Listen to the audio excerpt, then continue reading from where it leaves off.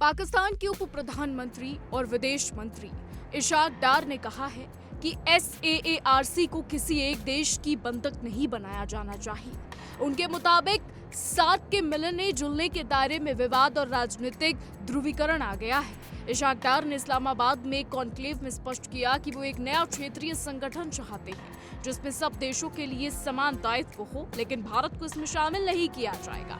उन्होंने कहा कि सार्क में भारत के कारण सही सहयोग संभव नहीं। जी हाँ, ये वही पाकिस्तानी मंत्री कह रहे हैं जो खुद अपने देश में कंगाली को नहीं देख रहे, जो खुद अपने देश में अर्थव्यवस्था को नहीं देख रहे, लेकिन भारत को लेकर गीदड़ भपकिया बेतुके बयान दे रहे हैं। आपको बता दें, जून के महीने में चीन, पाकिस्तान और बांग्लादेश के बीच 3 बातचीत हुई थी।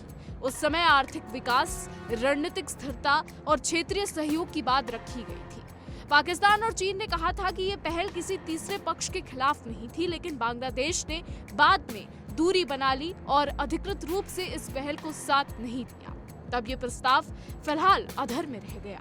इस बार पाकिस्तान ने खुले तौर पर कहा है कि वो सार्क की जगह एक नया ब्लॉक बनाएगा।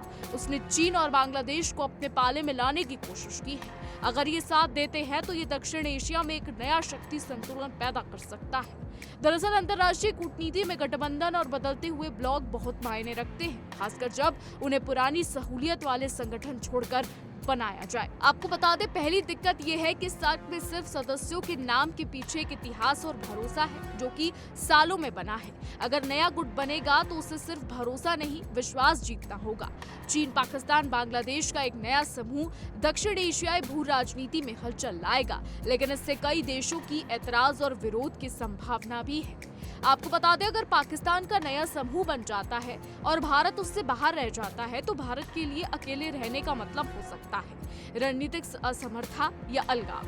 भारत की दक्षिण एशिया में भूमिका पर असर पड़ सकता है। साथ ही क्षेत्रीय आर्थिक सुरक्षा और कूटनीतिक मामलों में भारत की पोजीशन और चुनौतियां बढ़ सकती हैं। अगर पाकिस्तान, चीन, बांग्लादेश नया गुट बना लेते हैं तो सार्क की विश्वसनीयता और प्रासंगिकता दोनों प्रश्नों के घेरे में आ जाएंगी। सार्क के अन्य सदस्य और अंतर्राष्ट्रीय समुदाय ये देखेंगे कि क्या नया ब्लॉक सिर्फ राजनीतिक चाल है या लंबी अवधि का गठबंधन है। सार्क फिर नाम रह जाएगा या पूरी तरह खत्म हो जाएगा, ये तय होना बाकी है।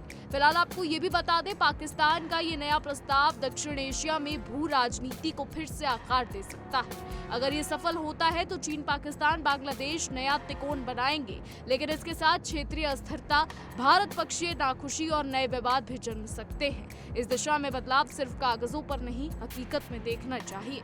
तभी तय होगा कि ये पहल नई उम्मीद या नई चुनौती लेकर आई है या नहीं।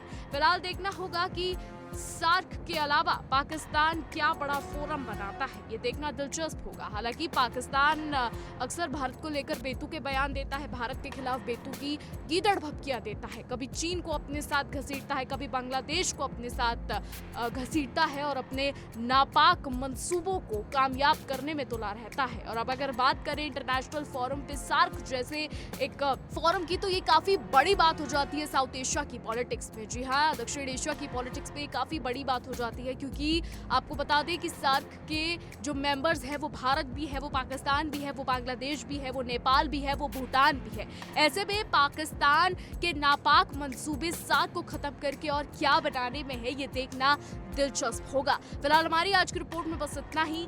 आपकी क्या राय है इस पर, क्या लगता है आपको, कमेंट के जरिए जरूर बताइएगा। और ऐसे ही देश और दुनिया की तमाम बड़ी खबरें जानने के लिए देखते रहिए इंडिया डेली।